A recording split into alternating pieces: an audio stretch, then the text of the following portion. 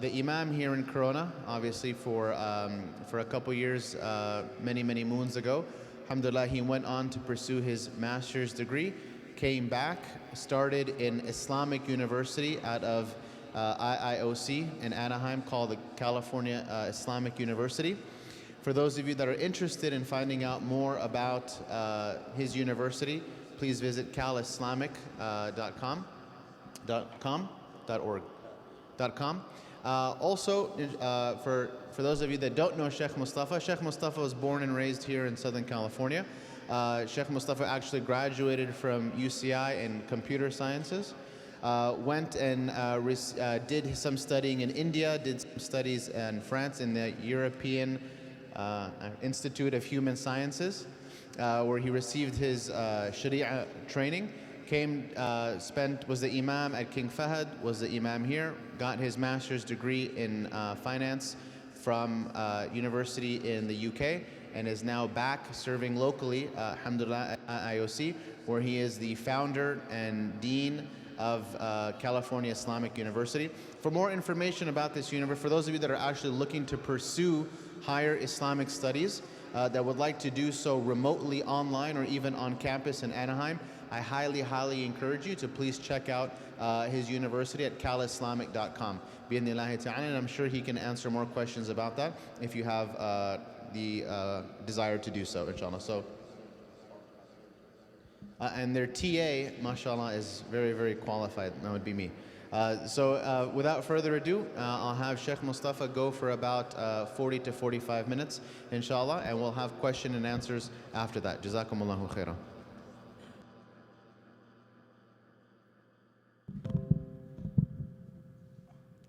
Assalamu alaikum wa rahmatullahi wa barakatuh. Alhamdulillah. Bismillah ar-Rahman ar-Rahim. Alhamdulillah wa salatu wa salamu ala Rasulillah wa ba'd. So alhamdulillah, I'm glad to see people came for this important topic. You know, this is a topic that is near and dear to my heart because I grew up on hip-hop music. And one of the things that's associated with hip-hop music is smoking marijuana. So it's something that people have been indoctrinated with for several decades, and I'm one of those people as well.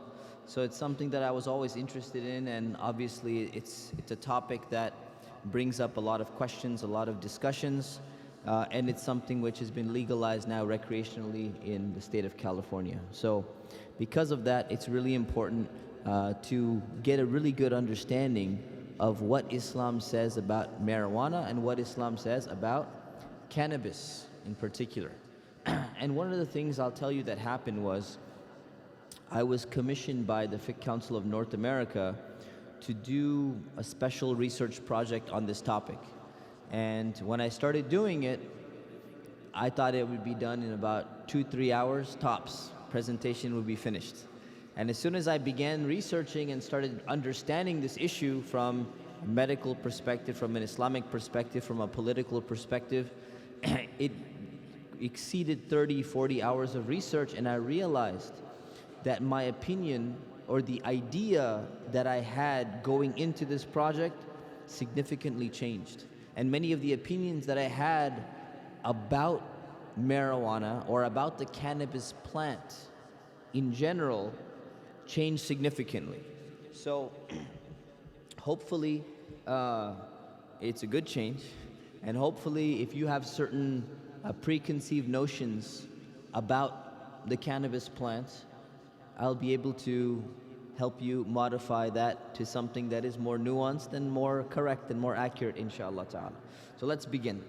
So what is marijuana? Now the term is marijuana, right? What is marijuana? And I guess this program is technically called the ruling on marijuana, I believe, right? I didn't come up with the title, but somebody came up with it. Was that you, Sheikh Jamil? You did? Okay, alhamdulillah. So I'm sure he had a very good reason for doing that. So the ruling on marijuana. So the thing is, well, what is marijuana, first of all? A lot of people confuse marijuana and the cannabis plant, and they're not exactly the same thing. So the plant known as cannabis, in Arabic it's called qinnab, it's mentioned throughout Islamic literature for centuries. It's a plant that has been cultivated throughout history in all different parts of the world. And the cannabis plant has different strains. One of them is cannabis sativa, one of them is cannabis indica, and there's many different strains of this plant, and each one of these plants has different properties depending on the type of plant that's being grown. Now the plant itself, it has many different uses. Among the uses that exist is that one of the varieties of the plant is called hemp. And here's a picture of indica, sativa. These are the two most popular strains of cannabis. But you can find the cannabis plant being used for many things. So there is a type of strain of cannabis that is grown, which is referred to as hemp. Now probably some of you have seen hemp oil or hemp seed or something like that in your health food store or something. Hemp is directly from the cannabis plant, and we use hemp for industrial purposes. So many different types of clothing are made from hemp, and that's coming from the cannabis plant. Many different types of paints, hemp or cannabis is used inside of paint. It's used inside of the insulation in buildings in your homes. There's going to be insulation in the wall. They're going to use the cannabis plant to make that insulation, and many, many other uses. And people around the entire world use the cannabis plant to produce all of these things. But that is the plant itself. Now, like I said, there are different ways to grow this plant. And when you grow a cannabis plant in a particular way, where when you consume it, it's going to cause psychoactive effects in your mind, that is what we call marijuana. So if you take hemp that was used to make this stick, which ended up making clothing, and you wrapped it up and you smoked it, it would not cause any psychoactive effects. In fact, you'd probably just get sick because you're smoking just random hemp plant. So when you take a cannabis plant and you grow it in a specific way where you want to make sure that when you consume that plant, you're going to get psychoactive effects and it's going to alter your state of mind, that's what we call colloquially marijuana. Marijuana is actually considered politically a derogatory term because it's associated with Mexicans or Latinos or something like that. There's a lot of history about that, but this is one of the most common names that's being given to it. There's many other names. Weed, right? Not tajweed, okay, but just weed. We got grass, Mary Jane, pot, bud, so many different names, right? When that police officer comes to your school and tells you all these names, you're like, oh, that's interesting, right? So there's a lot of names that are used on the market, that's used in music, that's used in the film industry. There's a lot of different nicknames for the cannabis plant, which causes psychoactive effects, and the most common name is marijuana, okay?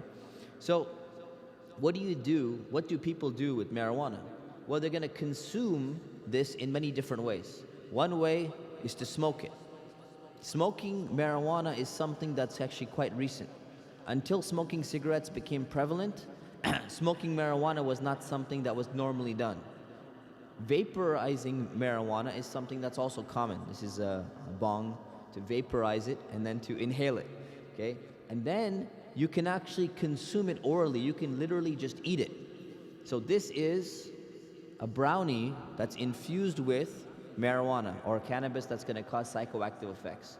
These are hopefully not distributed yesterday as candy to children, but Twix became Twixt, Kit Kat became Keef Kat, Butterfinger, because Bud is a nickname for marijuana, etc., etc. You get the point. So these are all candies that are infused with marijuana, and if you eat them, you will get psychoactive effects.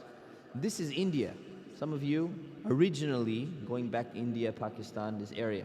This is a government authorized bung shop. And what you find in India, among Hindus, there's a festival that they have, and in that festival, they have what's called bung, and bung is made from marijuana. So there's actually bung lassi. You know what lassi is? It's like a yogurt drink. There's bung lassi. You drink it and you will get high. Okay? I don't recommend it, but I'm just saying this happened. There is bung pakora.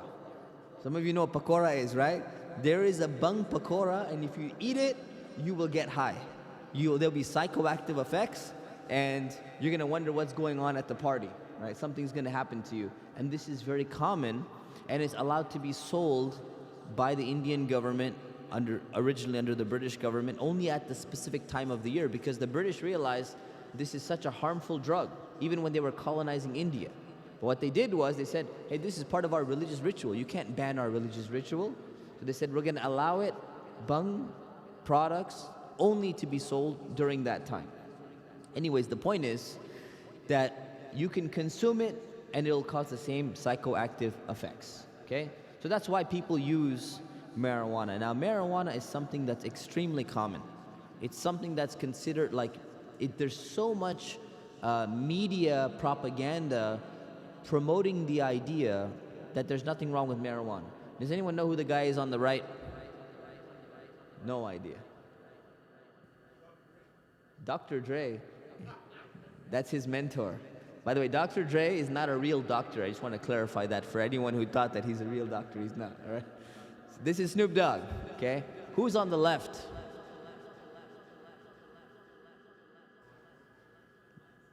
Anyone know who's on the left? Miley Cyrus, right? So both of them, as you can see, are promoting the idea of smoking marijuana. You even have Elon Musk recently went on the Joe Rogan show, and he just lit up as well, and then Tesla stock dropped like 5% in that day, right? So this is something that is being, and he doesn't smoke marijuana, by the way. That was the first time he ever tried it in his life, and it's not a thing for him, right? So I just want to clarify that. So why do people smoke it? Well, they smoke it because you have two chemicals inside of marijuana. There's many chemicals, but the two most important chemicals are CBD and THC. CBD is cannabidiol. THC is tetrahydrocannabinol.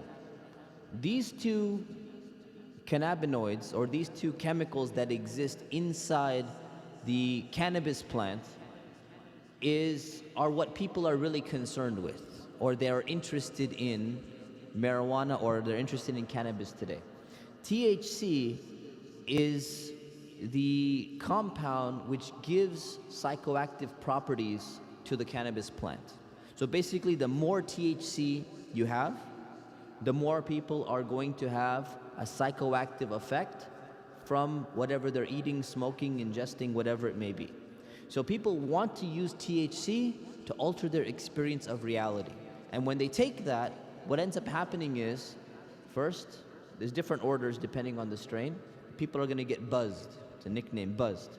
Basically, this is the initial stage. When you start having distorted perception of the world around you.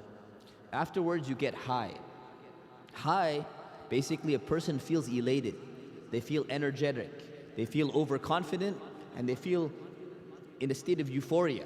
They're extremely happy, and there's uncontrollable laughter. So when people are in this state, because they use THC, they just can't stop themselves from laughing. They'll laugh at anything. They'll just go and they'll look at like the pole in the masjid, they'll be like, that's so funny, and they'll just start laughing at it, right? Anyone makes a joke, it's not even funny, they'll just laugh anyways. That's what's gonna happen. And then afterwards, or sometimes earlier, depending on the strain, they're gonna get stoned. So you got these three categorizations: getting buzzed, getting high, getting stoned. They're different experiences. And different strains are grown in order to cause these three different effects. Now, getting stoned is after the high, the person becomes calm, very lethargic, just very relaxed, and that's when you see people just sitting out on the couch. Hey man, come inside. That's the stone part of it, okay? And hopefully you haven't seen it, but if you have, you know exactly what I'm talking about, okay? So these are the effects.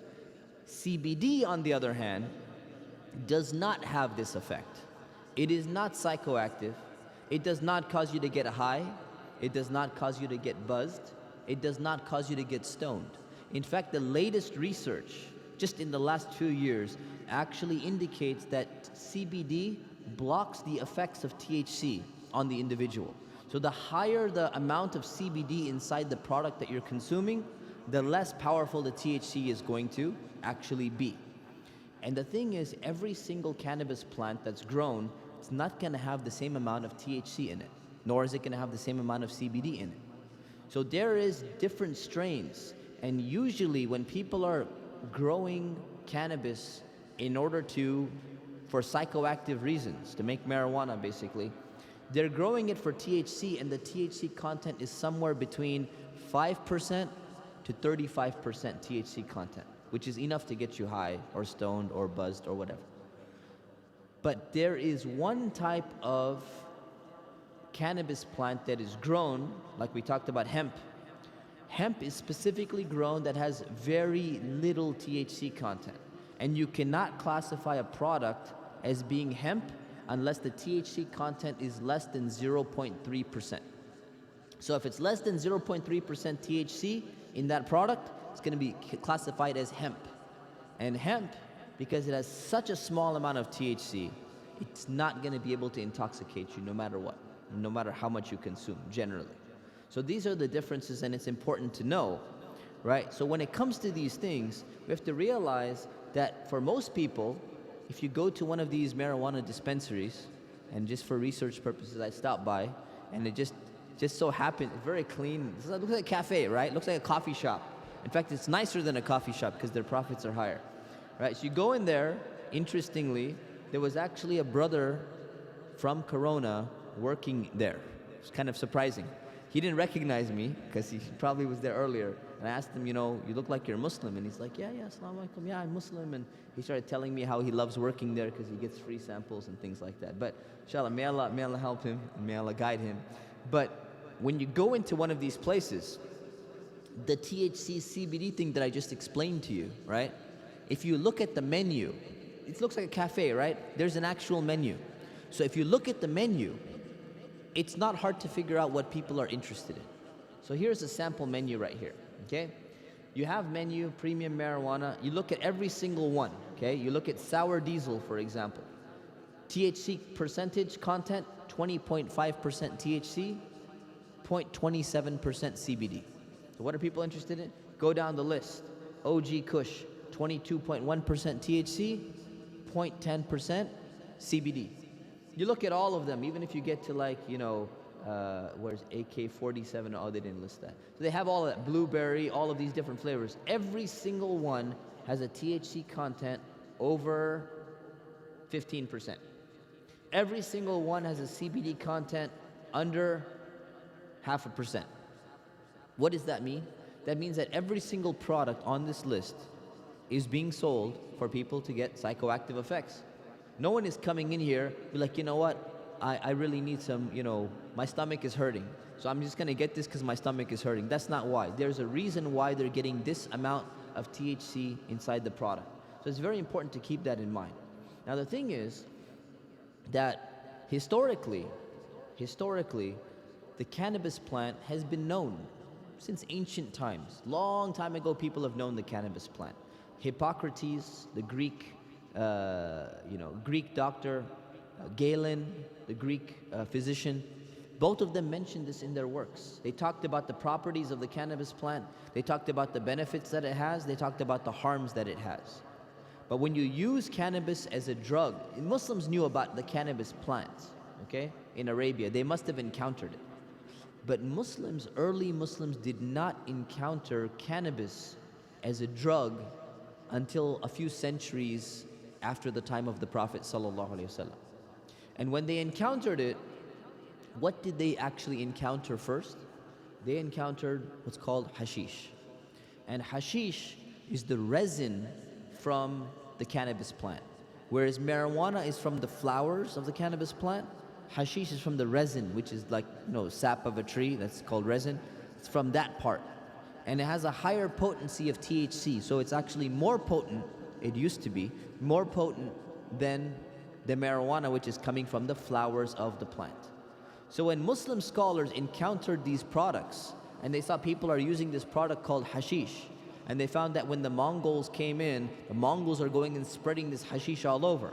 And then when during the Mamluk period, when the Mamluks were controlling the Muslim empire, the Muslim Khilafah at the time, they found that this had become a very serious problem across the Muslim world, hashish consumption. So many scholars, they started researching, and they went and they said, what are we going to do about this?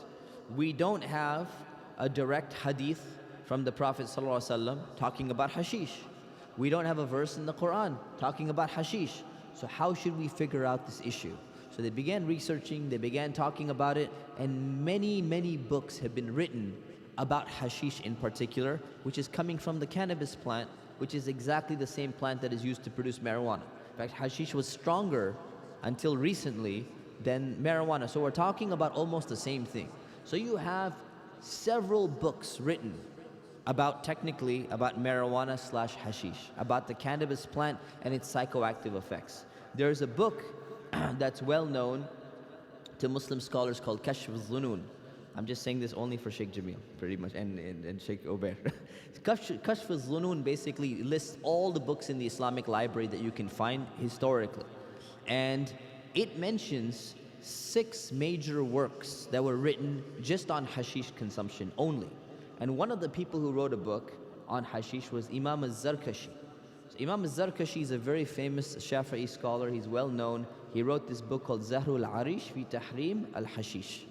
So this book that he wrote, he mentions many different analyses of Muslim scholars.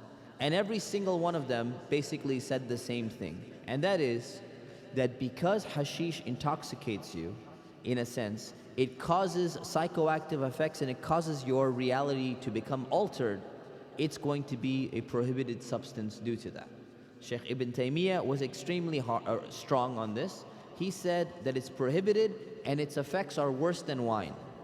Other scholars like, who do we have? I removed some of them here. Other scholars, they made the argument and they said, it's like wine, but actually wine is worse than the hashish itself because of the effects that it has. And this is very relevant, this is very interesting, because if you look at the political debate today, the debate always comes back down to, why do we allow alcohol in this country but we're prohibiting marijuana? Alcohol is more harmful than marijuana, as we saw in the accident last night about what happened. This drunk driver went and hit, our sister Rehan and brother Yusuf and their child, right? This happens, this can also happen on marijuana, it can happen in hashish, but it's not as prevalent. So that's the argument that's being made. Muslim scholars were debating that 1,000 years ago. They were discussing which one is going to be more harmful. They analyzed what are the effects, what do people do when they're on hashish, what do people do when they're intoxicated, what are the effects, do they go and hit their family, do they do this, do they do that. So the person who was the softest on this was Imam al-Qarrafi. Imam al-Qarrafi is a scholar, very well-known Maliki scholar from Egypt under the Mamluks. And Imam al-Qarrafi's argument basically is that, well, let me I think I have it here. Yeah, so, wait. I'll come back to it. So Imam al-Qarrafi's argument was that the effects of hashish or the effects of banj, henbane, or something derived from marijuana is not as harmful as the effects of drinking alcohol, because people become relaxed and calm when they're on hashish. And he's saying when people drink alcohol, they get into fights and they do all of these things. Muslim scholars came back and responded to Imam Qarrafi and they said, you have been given wrong information. You've been given wrong, because a scholar, most probably, hopefully, they're not doing these products. So they're not speaking from experience when they're analyzing. Whatever they're told, they're going to say, when someone is drunk, this is what happens. When someone is on hashish, this is what happens. And they get reports. So they said, no, Imam al-Qarrafi made a mistake, because there are people who get drunk and they just pass out and they go to sleep. They don't do anything, they don't harm anyone. And there are people who are on hashish and they go and commit crimes and they rob a bank or they harm somebody else. These things happen. So his analysis was not fully exact, but even him, who had the softest opinion, saying that hashish is not as bad as wine, he said it's still 100% prohibited in Islam. Why? Because it alters your mind in a capacity. So what you have is, in today's society, there's actually a discussion, there's a debate. 56% of Americans think that marijuana should be socially acceptable. Meaning, you know what, you go to work in the 90s, in the 80s, you go to work, your coworker, you find out your coworker is smoking marijuana. You find out your boss, your manager, the vice president of the company smoking marijuana. You say, what the heck? How could this be? It was not socially acceptable. Now, 56% of Americans think it should be socially acceptable. Your boss, as long as he's not doing it on the job, if he was smoking, he's talking about how he was smoking weed and getting high yesterday, and now he's back at work, you don't lose any respect at all for him because he's smoking marijuana. That's a position of half of this country, right? And increasing. So the proponents, they have many different reasons of why they think marijuana is not a big deal. One of them, they say it doesn't result in violent behavior. Okay, we'll comment on that. They say it's safer than alcohol and we allow alcohol in this country. The second is they say you have to police marijuana. So from a political perspective, if it's illegal in this country, we have to, so much cost of police going around, confiscating, doing all of these things. And there's racial bias when it comes to the police. They're targeting certain minorities and they're giving them longer sentences when it comes to trafficking drugs, right? It's almost like if you research the history of this country, the crime for possessing cocaine versus the crime for possessing crack cocaine is extremely different. What's the difference? Crack cocaine, anyone who is seen selling crack cocaine is going to get a much longer sentence in prison than the people who are caught possessing cocaine. Why? One of them you smoke it, one of them you sniff it. The real reason was it's because crack cocaine is in minority neighborhoods, in urban neighborhoods, in ghettos and stuff like that, and cocaine is extremely expensive compared to crack cocaine. So who does the expensive stuff? The celebrities, the rock stars, the politicians. The former President George W. Bush did it as well. This is well known. This is not a conspiracy theory. You can look it up. Right? So the thing is, what you find is that there's some racial bias taking place even in policing these type of things. The third is that they say if we legalize marijuana, we can get tax revenue. So our state will be better. And we'll create jobs. There'll be more jobs in the economy. And then they say we'll eliminate the black market, which has all these other bad chemicals that people can mix in there. There's synthetic marijuana and all of that stuff. We'll regulate it. So we'll make sure that the marijuana we give to people is clean. These are all among the arguments that people have of legalizing marijuana and saying it's not a big deal. Let's legalize it completely recreationally. And you'll find some Muslims taking this position for political reasons. But when we go back and we look, what does Islam say? What does Islam say about mind-altering substances? We go back to the Quran and we go back to the Hadith. When it comes to mind-altering substances, Allah subhanahu wa ta'ala talks about alcohol.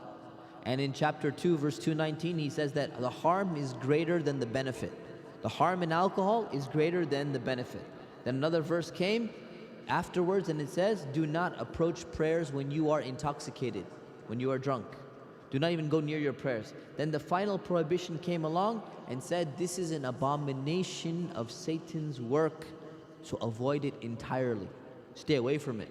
Don't even come near anything that's going to intoxicate you or impair your intellect in any way, shape, or form. And then the Prophet ﷺ came along and he said that every intoxicant is khamr, meaning is an alcohol. And every alcohol, every khamr, every intoxicant is forbidden. The wording was, kullu muskirin khamrun wa kullu khamrin haram. This is an authentic hadith. So he clarified something we could have figured out on our own. We could have looked at that and says the verse of the Quran, by analogy, is going to prohibit anything which is going to cause a similar psychoactive, intoxicating effect to a person's mind. But then the Prophet, peace be upon him, clarified and said, yes, that's exactly the case. That's exactly what you should be doing. So whether it's cocaine, whether it's heroin, whether it's PCP, whether it's ecstasy, whether it's GBH, whether it's any type of drug that exists that's going to be altering your state of mind, it's prohibited. Not because it's going to cause some liver problems later on in the future, which it might. Not because it's going to cause, your hair to fall out or something like that. Not because of all the other side effects, but because it's altering your mind in and of itself, right? So that's the issue of whether it intoxicates like wine or not. Now, I'm going to mention this point again about Imam al-Qarafi. Why? Because I know a lot of young Muslims who make the argument that it's not like wine. It doesn't intoxicate you. I remember 10 years ago when I was Imam in Corona, I used to get youth coming into my office and arguing with me the same issue 10 years ago when it wasn't even as prevalent as it is today. And they were saying, you don't understand, Sheikh. intoxication means this, and they pull out a dictionary. Literally, one guy came with a dictionary. You know what intoxication means? He pulls out the word, it comes from the word toxic, and he starts defining to me what the meaning of toxic is and all of this stuff, you know. And then he claimed to be Imam Mahdi, and he was smoking weed and all that stuff. It's a long story, and there was many people who did this. But what happened was, people are making this argument that it does intoxicating, like wine is, marijuana is different. Drugs are different. They don't intoxicate you in the same way. What intoxicating means, it has many different definitions, even from a science perspective. What intoxicating means is that it impairs your intellect. It impairs your perception of reality. So Imam Qarafi, all the scholars said, yes, it intoxicates exactly like wine or something very similar to it. Only Imam al-Qarafi comes along and says, no, it intoxicates you, but not like wine. It intoxicates you in a different manner, and he says that alcohol is mughib lil aql, meaning it takes away your intellect, and marijuana or hashish during his time is mushawwish lil aql. It messes up your intellect, but it doesn't take it away in the same category. And I mentioned that this is a mistaken argument, and I explained why that is already. Okay? So why did Allah say this? Why did Allah prohibit this? Well, number one, Allah created us for a reason. We are creations of Allah, and we're on this earth for a reason. That is, we're being tested. We're being tested. Are we going to do good deeds, or are we going to do bad deeds? Are we going to believe in the right things, or are we going to believe in the wrong things? So if you intentionally impair your judgment of your ability to make good decisions and bad decisions, your ability to decide whether that pole in the masjid is worth laughing at because it's so funny or it's not. There's nothing really funny about that pole. But when you're high, you're going to find it funny and you're going to start laughing. When you impair your ability, you have taken away the gift that Allah has given you of being a human being and having the ability to make rational, conscious decisions purposely. And Allah subhanahu wa ta'ala says this is prohibited. This is something which is not allowed, because that's the reason why Allah created you. Allah did not make you an animal. Allah made you a human being, not so that you can go back and remove and bring yourself back into an animalistic nature where you say, I'm not responsible for what I'm doing because I impaired my own intellect. Not because of that.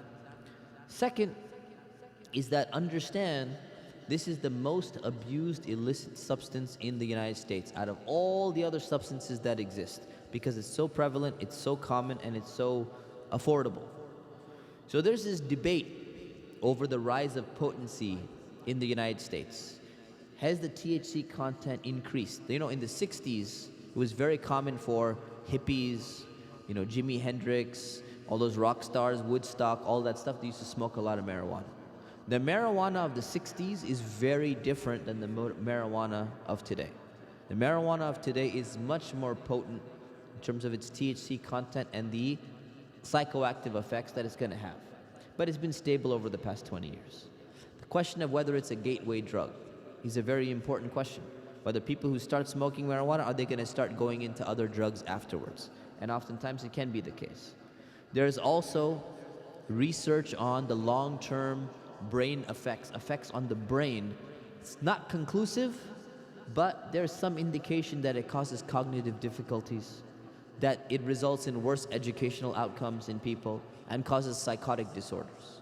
Okay, there's a lot of research on that, but some people will argue. So you're going to see one article in a peer-reviewed journal saying it's causing this problem, and you're going to see another article in a peer-reviewed journal saying, no, there's no direct correlation between this and this.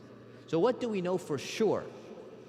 You can sit here and say, oh, well, maybe that's the case. You know, do you want to mess up your education? Do you want to mess up your memory? Do you want to mess up other things in long term? You say, okay, I'm willing to take that chance because the research is not conclusive. What do we know for sure? The solid evidence that we know is that the younger the individual, the potential for greater impact on memory and on cognition is well known. So the younger you start smoking marijuana, definitely the more effect it's going to have, and that can be permanent throughout your life. You say, I'm just going to try it a few times. No, it can actually have a permanent effect, and there's solid evidence for that. Is solid evidence that it causes a 12% reduction in your hippocampus in your brain, and a 6% reduction in your amygdala part of the brain as well.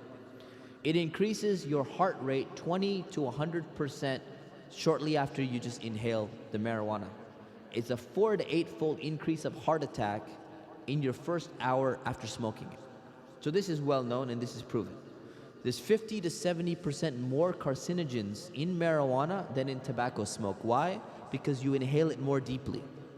If you watch some of these people in movies and stuff, how they inhale it, completely different than the way you inhale a normal cigarette. There's a strong association between chronic use of marijuana and anxiety, depression, and schizophrenia.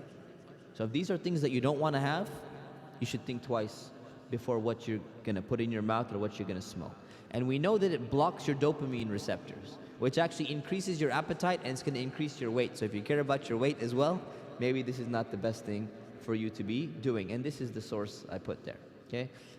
And when it comes to what about this idea that, there's medical benefits to marijuana or there's medical benefits from the cannabis plant. As I mentioned, from the time of the Greek physicians, Hippocrates and Galen, they've been talking about the beneficial effects medically of the cannabis plant, depending on what you're doing. And Muslim scholars, from Ibn Sina to everyone across the board, Muslim physicians, even Muslim scholars in the Islamic sciences, they recognized that the cannabis plant has benefits and it has harms. So when it comes to the idea of this medical issue about, can we use it for medical purposes and all of that, there's two things to keep in mind. The first thing is, if CBD is something which is not going to intoxicate you at all, and it doesn't have psychoactive effects, and there's almost no THC in that product, then consuming that for any medical reason is not going to be a problem, because it's not going to cause psychoactive effects no matter how much you consume. And when they're talking about putting marijuana in Starbucks coffee and they're going to put it in this, they're talking about CBD as a product without the THC, or a very small amount of THC that would be in there, not enough to intoxicate you.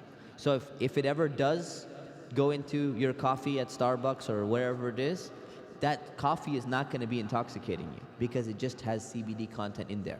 Does that mean CBD is 100% safe? We don't know. It may take 5 years of research. We might find out 20 years later that consuming a lot of CBD caused some problems. So it doesn't mean you're like, oh man, great, I'm just going to go consume CBD every single day because it's halal. Maybe not the smartest thing to do, but can you utilize it for the medicinal purposes of that? Yes, you can do that. Okay. The second, issue is that when it comes to the idea of medical need, okay, when you have some need, I'm going to give you just an example. So I'm very technical in this presentation because I know people are going to watch it later on, and I want to give you a good understanding of this issue. But I'll make it easier by presenting an article that came in BuzzFeed News. Okay, the article title was this. This was just like 2 years ago. The title was, "I tried medical marijuana for 30 days to see if it could cure my chronic pain." Okay, so there was a lady, she had a disease called trigeminal neuralgia, TN.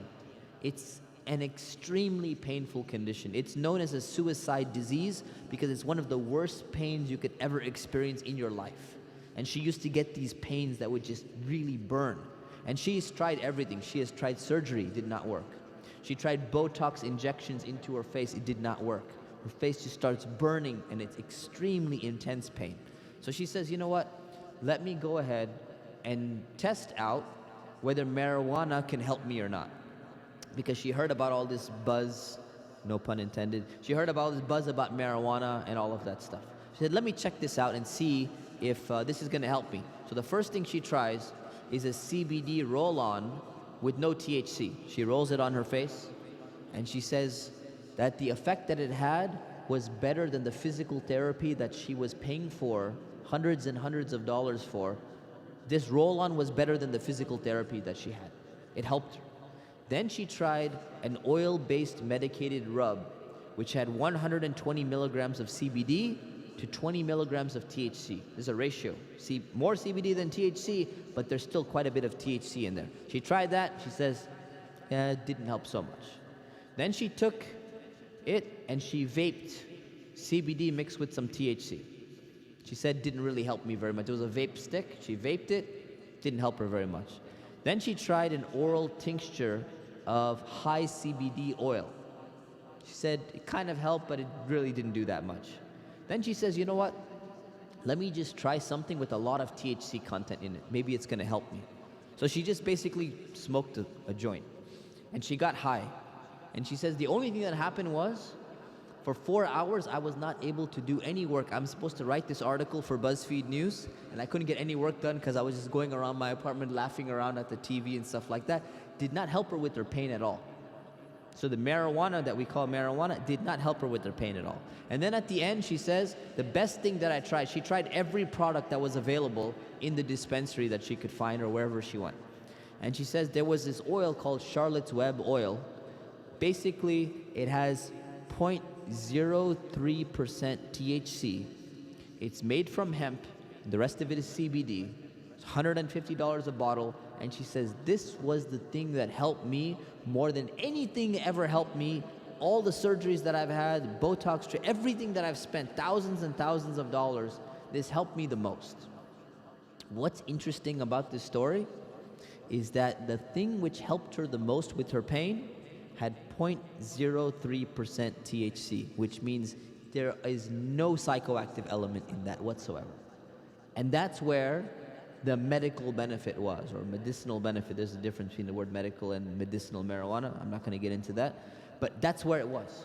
So when it comes to that, you have to realize, first of all, that most people are in the market for THC. When you're opening a marijuana dispensary, they're in the market for THC. They're not here because they want CBD to be given to people who have this kind of pain and have sleep problems and have this and have that. That's not what the market is about.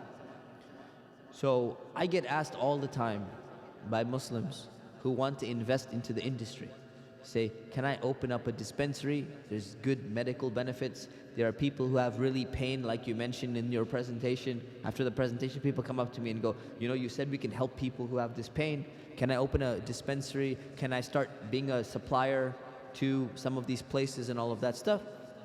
The reality is, most people, the industry, the primary industry right now, still remains THC. That's what I showed you, the menu of what's going on. And California was the first state in the country to legalize medical marijuana in 1996. We were the first state. And what happened was, these medical marijuana cards that were given until recently, you could get one in literally in 30 seconds. You just go in there and say, you know, I really have a headache, and there's a doctor on Skype on a laptop, and you say, he says, is it really bad? He goes, yeah, it's really bad. My brother told me he got it one time. He didn't actually use it. At least I don't think so. He told me he didn't. But he told me it took 30 seconds. You walk in there, he had back pain. He says, my back really hurts. He goes, how bad does it hurt? Hurts really bad. Okay, you are a qualified candidate for medical marijuana. Here's your card. Now you can go. You can buy 30% THC strawberry kush, and you can go home and smoke it. It's not going to do anything for his back. It's just an excuse to get high. That's what California was from 1996 until it just became legalized completely.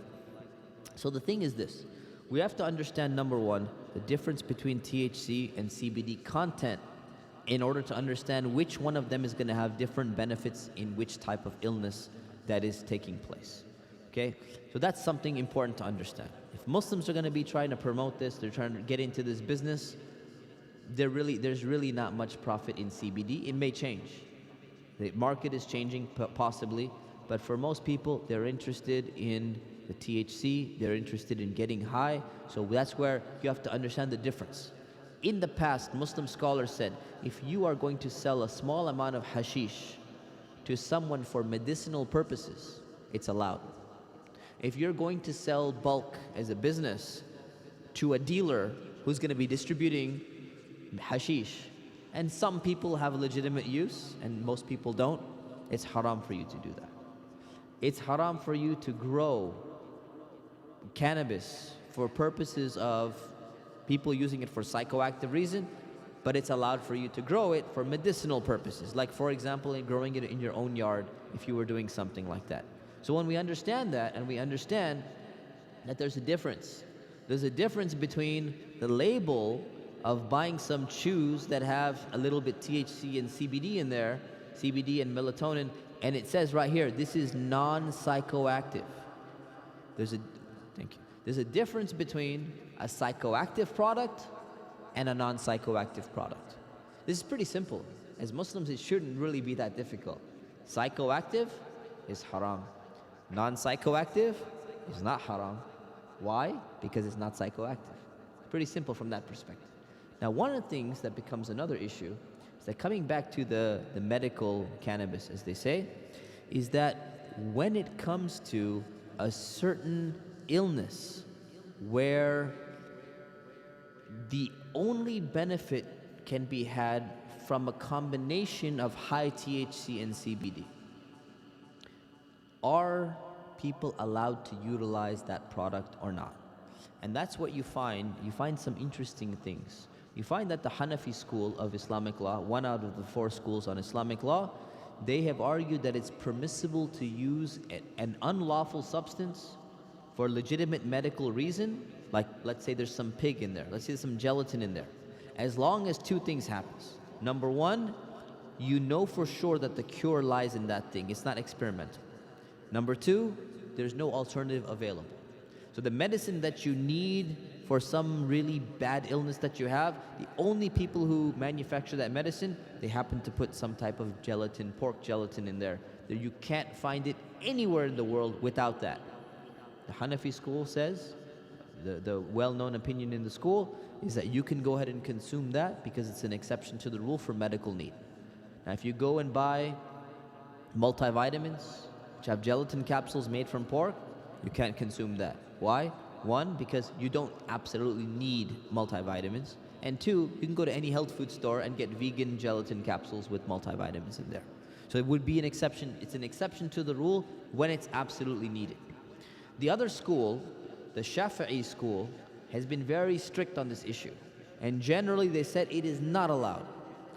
But Imam al-Zarkashi, who wrote the entire book against hashish, he mentioned something very interesting. And he said that as long as he's discussing the issue of using hashish as medicine when it's necessary, he says as long as it's proven to be more beneficial than other medicines and nothing else nothing else is going to help, even if it results in intoxication, it would be allowed if there is no other avenue to achieve the same benefit for legitimate medical reasons. Even the Shafi'i school flipped and switched over and said it would be allowed.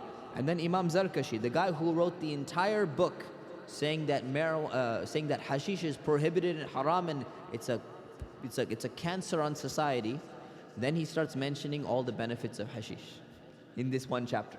And he says it can help you with digestion, it can help you with sleep, it can help you with this, it can help you with that. But they're talking about a legitimate medical necessity.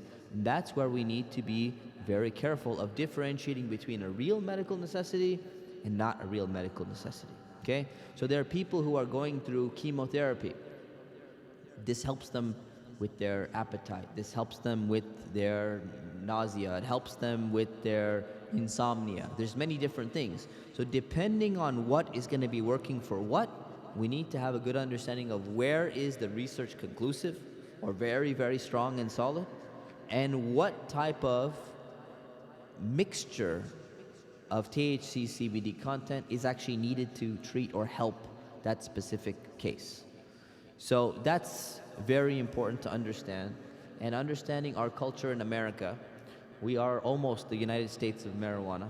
So we have 30 states, this is old, this is 2018, it's changed a little bit, but we have 30 states who allow medical marijuana, 9 states who allow recreational marijuana, and the other ones about growing of CBD and all of that stuff. We are one of them now. So California is one of them where it's legal to smoke recreationally. And one of the parts of this debate is there's a lot of propaganda that exists from the side that wants to legalize marijuana recreationally. And there's a lot of ways that they do it. I'm not going to go into that due to lack of time, but I'll conclude with some stats here. Colorado was the first state to legalize it recreationally. The assumption from the proponents, as I mentioned in the previous slide, the assumption was we're going to remove the police racial discrimination that was taking place on drugs like marijuana. We're going to have higher taxes and we're going to be able to reinvest it into the economy and schools and all of that stuff. What actually happened in Colorado when they legalized it, the number of marijuana impaired drivers involved in fatal crashes doubled from 10% to 20% after it was legalized. Just like the accident that killed Brother Yusuf yesterday, the DUI, there is a high correlation between legalization of recreational marijuana use and car accidents that are taking place on the roads, killing people. Second thing that happened, Colorado had a 14% higher auto collision claims than all the neighboring states that did not legalize it after it was legalized. Marijuana-related emergency room visits by teenagers quadrupled 4 times. So the assumption was once you make it legal, oh, don't worry, it's not going to be a big issue. It's not going to even spread much. It's already there. No one's going to start. Actually, it quadrupled 4 times the emergency room visits by teenagers. And black and Latino youths were arrested for marijuana possession. They thought that there would be a decrease. There was actually an increase, 58 and 29% respectively, since it was legalized. So even the idea of removing the racialization element of that, it did not even function, it did not even work.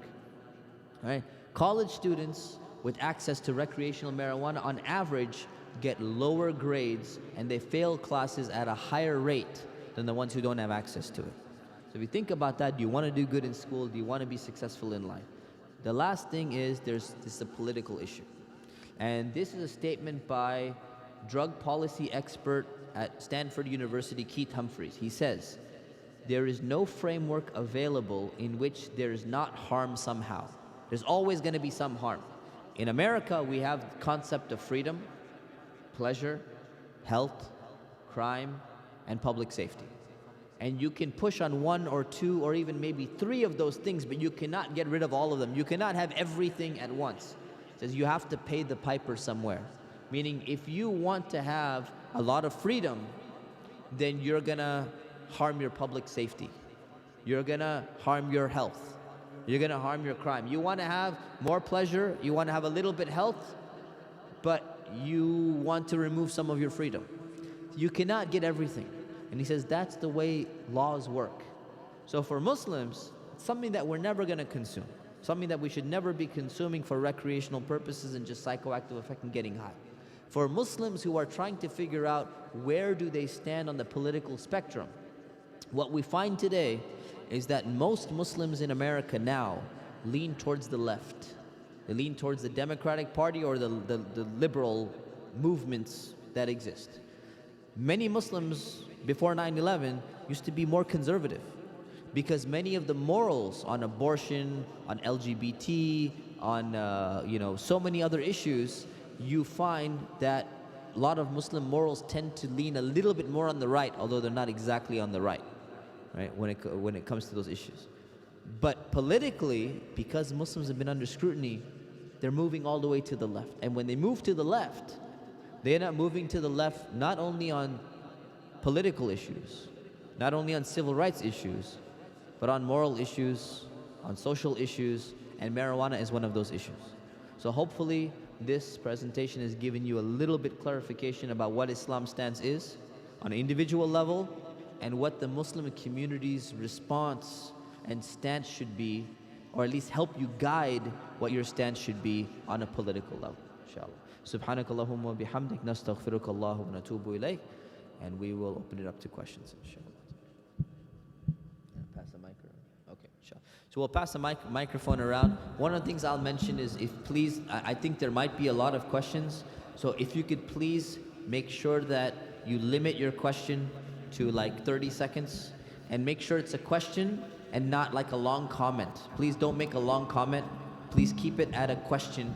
So, not a comment or a lecture, please, inshallah. Jazakumullah khair. Assalamu alaikum warahmatullahi, Sheikh Umar. Wa alaikum assalam. Jazakallah khair for your presentation. And also want to congratulate you as a young Sheikh in the Fiqh Council, mashallah. And my question is, you start the presentation with a comment that before you started the research, you had a different perception, and after the research, you came to some different conclusion. Can you share what shift took place after the research? Good question. Yeah. So yeah, I didn't clarify that exactly. So the shift really was when I started researching this issue. I thought this whole medical marijuana was just a bunch of, bunch of garbage. Just people wanting an excuse to get high, and there's no real medical benefits at all. People just, you know what? Oh, I have a headache. Let me just get high, and my headache will go away because I won't focus on it. You could inject heroin, and your headache will go away, right? It'll come back later, but it'll go away. That's kind of what I was going into this thinking. I thought the whole medical benefits was really just a smoke screen to kind of legalize marijuana in order to get high. In a way it is, but I learned, my position changed when I realized what CBD effects that CBD actually has and the benefits that it has for certain illnesses. That really made me change my mind. And looking at what Muslim scholars said in the past, this is not something we normally just learn in Islamic university, right? We don't go through Imam Zarkashi's book on hashish as part of the curriculum. It's just not there, right? So going through that and looking at what the Muslim scholars had said was very, very interesting. So that really altered my perception on the medical benefits that exist, particularly in CBD, but in some cases, even in a product like hashish, when there's a legitimate medical benefit. Sheikh Mustafa, assalamu alaikum. I have a small comment. Sure. And recommendation, because a lot of young people here, a lot of people, maybe applying for jobs and things like that. Being in this industry that does testing for the drugs and things like that, because I'm a laboratory scientist, being a lab owner, I want people to remind it that DUI, as you had mentioned, does not apply only to alcohol. Driving under the influence applies to any drug that impairs your ability to drive with your full senses. So you can still get arrested for that, no matter it can be for, states that allow pleasure smoking of marijuana. Number two, all drug testing in the industry for the employment, pre-employment, in case of accidents for workers' comp, requires testing for several drugs, which includes marijuana also. And once you come up positive for marijuana levels in your blood level among other drugs, you can be denied employment. Keep that in mind. There is no protection for employing you that California or others of the 9 states guarantee if you are tested positive for any of the drugs that an industry seems fit to test you for. So keep that in mind also. These are good points, So it is a very, marijuana, again, has been, as it was mentioned, was considered a gateway drug, which possibly it is. I cannot say that there's no guaranteed or there's no specific studies on that, but there have been enough studies also, but mainly from the opponents, saying that yes, it is a gateway drug. So keep those things in mind, and inshallah, all the youth people, all the young men and women here are getting a good lesson, inshallah. Jazakallah. Question from the sisters' side. Is marijuana an addictive drug? Is it an addictive drug? So research is not conclusive whether or not it's addictive. So the reason for the prohibition in Islam and the reason for the dangers is not due to its addiction. It's due to all the other effects that it has in impairing the intellect. So it may be addictive. There is research that shows that it can potentially be addictive in the sense that addictive is a term which can be argued many different ways, right? It's like saying, is coffee addictive? So, well, coffee is not intrinsically addictive.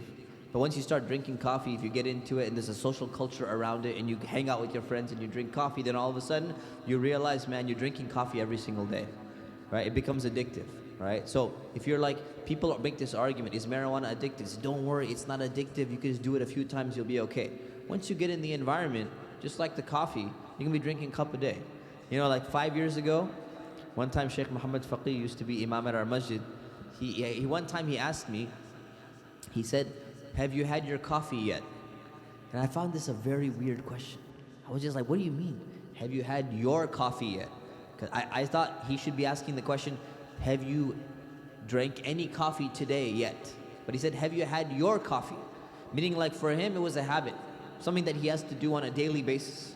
And I just thought it was weird because I didn't drink coffee like that. And then something happened and I guess he convinced me. And now it makes sense to me because I have a cup of coffee every single day, right? So it's like I go and ask other people, like, have you had your coffee yet? Let's go have coffee together, because it becomes a habit. So once it's a habit, even though coffee is not addictive, it can easily become a habit. So be careful about when people say it's not addictive. The question is it easy to make a habit out of it? Absolutely. Very easy to get into a habit. Assalamu alaikum. Alaikum assalam. Legal now, or become legal in California.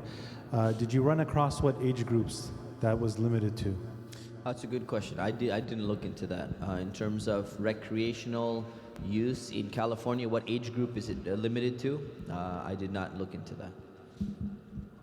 But remember, Islamically, the age group of prohibition is from 1 day old to 110 years old.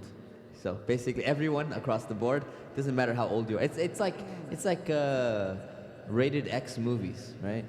Like they're not like, and you know they say NC-17 movie. Okay, so the NC-17, if you're over 17, it's still haram. You can't watch that. So for Muslims have a very different rating system. Just want to clarify that. Yeah. Assalamu alaikum, ladies and gentlemen.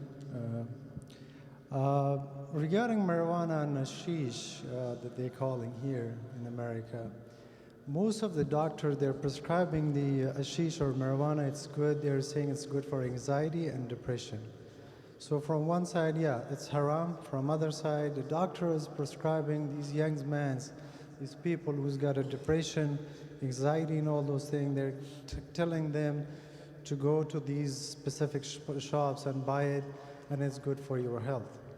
So it's kind of a little bit confused from... So as far as I know, most doctors would not tell people to just go to a dispensary and just buy hashish or buy marijuana. I've checked with many of them. So this is not a standard practice. And there's 2 products that have actually been approved by the FDA to be sold, with prescription that come from the cannabis plant. And they have specific uses. These are the only 2 that can actually, as far 2, maybe 3 now, that can be prescribed by a physician. The rest of what physicians are saying, you might find some doctors, some counselors saying that they're just mentioning their own personal views on the side. They say, oh, you might want to try this, you might want to try this. Like you go to a doctor, sometimes they say, oh, you can try, choose some valerian root, or you can try this. They're not talking about a prescription, right? So some of them will mention that, but they're not saying that because of their medical knowledge. They're saying that also partly because of their personal beliefs. So it's a good part that you bring up, is that sometimes people will prescribe all of these things. Should you just go and start doing it? No. Doctors prescribed in the 1930s in America. I took a class at UC Irvine on drugs in the brain. They were showing bottles of whiskey. And on the bottle of whiskey, they say from 6 months to 12 months, just give 10 drops. And from 1 year to 2 years, you can give 1 teaspoon. They're giving whiskey to little babies, right? Back home, for many people back home in different countries and all that, they used to give opium to children. And the physicians would prescribe opium. Now you don't need to give opium because we have smartphones. You just give a tablet and it's gonna have the same effect of dopamine receptors. It's gonna same dopamine release. Maybe same effects as opium, so you have opium all the time now, but that's what they used to prescribe, right? So you have to take these things with a grain of salt, one, until research is very conclusive, and what individual physicians may be saying, or individual counselors, this is not standard practice in counseling or in actual physician therapy. Comment here. So I wanted to follow up on my last question. So I'm an attorney and I've had the opportunity to look at this from a legalization perspective, and I wanted to let everybody know that while it's now legal in California, you still have to be 21 and over. It's only legal for you if you're 21 and over. So if you're under 21, it is still illegal. That's number one. Number two, it's still illegal to smoke it anywhere where smoking is illegal, which in California, the majority of public places are within 15 feet of the entrances to different properties and things like that. So really, unless it's a particular establishment for the smoking for smoking, or within your own residence, it's illegal to smoke it in most places in public, especially around children and things like that. Number three, while it's legal in California, it is still a federal crime. You cannot transport it outside the state of California. Even if you're flying from California to an adjacent state where it might be legal, as soon as it crosses state borders, it becomes a federal crime. So you have to keep these things in mind, right? You got to be over 21, can't be used in public places, can't transport it across borders, and hopefully this helps keep people out of trouble, inshallah. Assalamu alaikum. Sheikh Umar, my question is, has any study been done about the effect of using marijuana on the procreation process from the father's side and also from the mother's side? Yeah, that's a good question. Yeah, I did come across that research, and it has been done. I don't remember the results of it, but there has been research that shows that there are some levels of impairment that take place. It's a good question. Assalamu alaikum. A quick question. Any formal ruling Islamically about use of, pain medications or narcotics? Narcotics, Like Tylenol? No, narcotics. I mean, Tylenol number 3 or, narco. Narco and all of that. Yeah, also. so these can also be addictive, right? Is there Opioids and this opiate addiction in opioids. America, it's a problem. Yeah, the thing is, again, it falls into the same category. That is, if there's no other alternative and it's proven to work, and the harmful effects are not that bad, then you can take it for that specific, illness that you have. There's permission for that. Not a blanket permission. No recreational use at all. You cannot just take narco home and just start popping pills, right? This happens in schools. It's very common.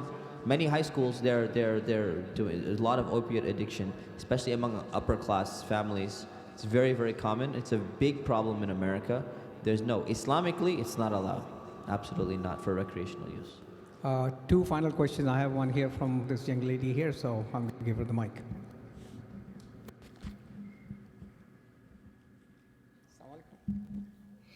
How long does it take for the effect of marijuana to happen after someone does it?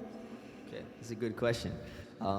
So the thing is, it really depends on the strain of marijuana that you're using. So because there's different strains, sativa, indica, there's different concentrations of THC. It all depends on which one you're doing. It depends on how much you inhale, and it depends on how long you've been doing it for. So everyone is a little bit different, depending on their weight, depending on their size. You can't actually specify a number of hours. It's going to be a few hours, but we can't say for sure. But I will clarify one thing from the other side perspective. How long does it stay in your system? Because marijuana or THC gets absorbed in the fat and can stay in your system even after somebody stops smoking till up to a month. It's not rapid like cocaine or some of the other one like PCP that goes through a system pretty quickly. But marijuana can last and it can test positive. They can in the test drugs, positive even up to a month. Up to a month in the drug screen. Very good. So I just wanted to, I have one final question here. This last question. When you were discussing when the ruling was made, I don't know when, but regarding the permissibility of using something that is haram when you know that's the only possible solution and it's known to provide a solution to the problem. So did Muslim societies at that time look towards non-Muslim societies regarding those impermissibilities? It's how did it work out? Okay, I got you. In terms of the pig, when I mentioned the pork in particular? If there's other examples, I'm not too sure, but... Okay, so I was mentioning it was not so much about looking at non-Muslim societies.